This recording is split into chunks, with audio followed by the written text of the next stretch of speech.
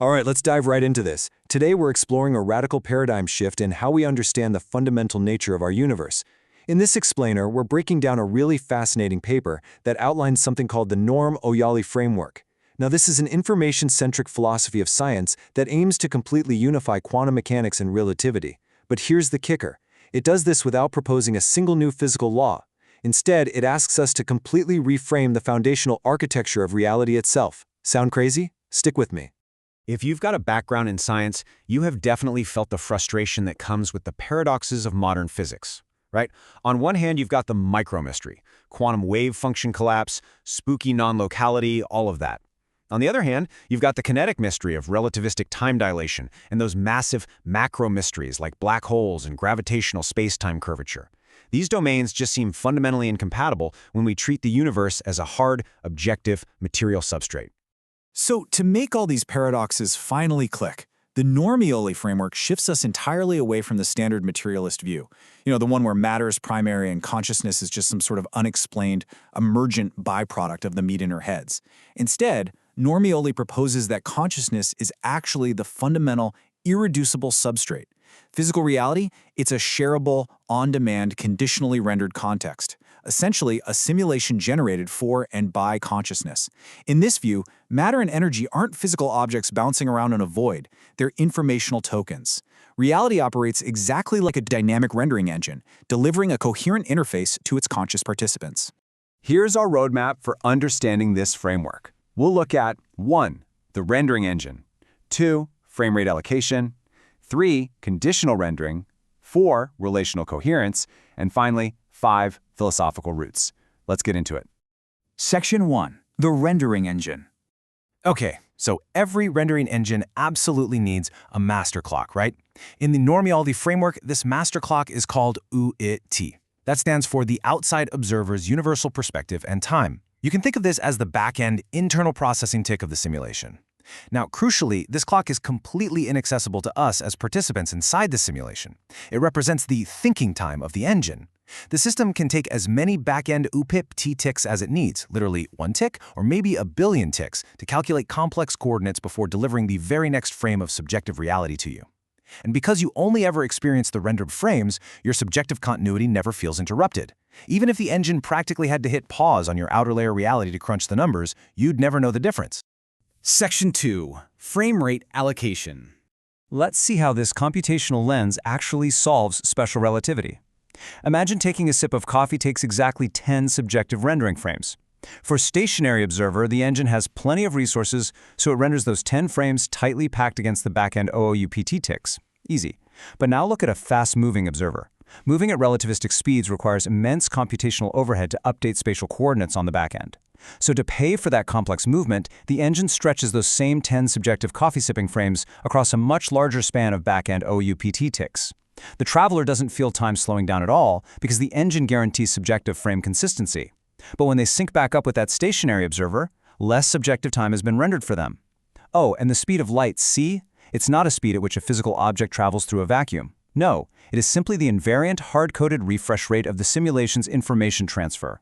That is exactly why c is constant for all observers, no matter their rendered velocity. It's a real game changer when you think about it like that. Section 3. Conditional rendering. So if relativity is just frame rate allocation, how does this explain the completely bizarre world of quantum mechanics? Well, in experiments like the famous double slit, the engine behaves exactly as a resource-conscious rendering system should. When an experimental setup leaves multiple paths unmeasured, meaning there's no knowable which path information, the engine just doesn't bother committing to a single trajectory. It's too much unnecessary work. Instead, it uses wave logic. It treats the particle as a field of unrendered possibilities, or potentia, which allows probabilities to constructively and destructively interfere. But the very moment you force a measurement, say by slapping a detector at one of the slits, the rules change. The setup now demands a single definitive path to be drawn. So the system immediately drops the multiple path wave logic and switches to classical particle logic. The wave function didn't mysteriously physically collapse. The rendering engine simply switched its logic to cater to a new use case. It's an elegant software choice. The really crucial point here is how this framework redefines decoherence. Decoherence is literally just record keeping. It's the exact moment a variable must be written into the simulation's permanent ledger to maintain narrative consistency. And no, this doesn't require some mystical human observer. If a stray leaf blows in front of one of the slits, that leaf becomes a recoverable record on the shared ledger, and that forces the engine to commit to a single path. This perfectly explains Schrödinger's cat. That poor cat in a sealed box isn't in some paradoxical physical state of being dead and alive simultaneously. Actually, its state is simply unrendered. The system just defers commitment until the box is opened. At that point, a record is required, and the engine immediately renders a definitive state to maintain the integrity of our shared story. Section 4. Relational coherence. Now, this need for narrative consistency scales all the way up to the macro level. A really common mistake in digital physics is thinking a massive star requires way more computational power than, say, a tiny pebble. In NORMeOlogically, mass isn't a computational burden on the system. It's a relational coherence invariant. It's basically a logical token placed into the code so that when conscious observers interact with orbital mathematics, the shared ledger doesn't just break down into contradictions. Physical laws are just the extrapolative mathematical rules of this presentation layer, and when you push those rules to their absolute extremes, they hit terminal boundaries. The Planck scale? That's not a physical limit of matter. It's literally just the pixelation limit of the rendering engine. And black hole event horizons aren't tears in physical spacetime. They are simply the geometric asymptotes, the terminal boundaries beyond which the engine just stops rendering structural detail to external frames. Section 5. Philosophical Roots. What makes this framework so incredibly powerful is how it effortlessly synthesizes decades of heavy-hitting but often fragmented scientific and philosophical thought. Let's look at a few pillars. First, Gödel's incompleteness theorems prove that no system can prove its own consistency without an outside vantage point.